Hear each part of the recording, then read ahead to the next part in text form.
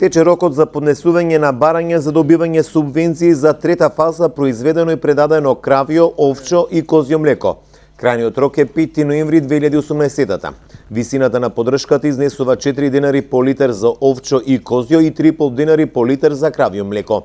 Барањата се поднесуваат по електронски пат во подрачните единици на Министерството за земјоделство, шумарство и водостопанство, каде што е регистрирано земјоделското стопанство, односно сточарот.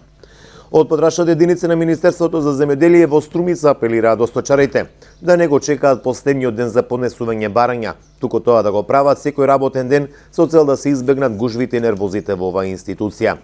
Агенцијата за финансиска поддршка во земјоделството и руралниот развој исплати близу 150 милиони динари за субвенции за досега предаденото млеко, соопшти неодамна министерот за земјоделство.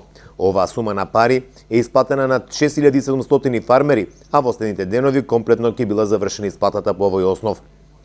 До 5 ноември оваа година завршува и рокот за поднесување на барања за директни плаќања за несилки внесени во капацитетот за производство на јајца во период од 1 мај до 30 септември оваа година. Висината на поддршката изнесува 100 денари за купена и внесена несилка во одгледувалиште на кокошкини несилки за производство на јајца.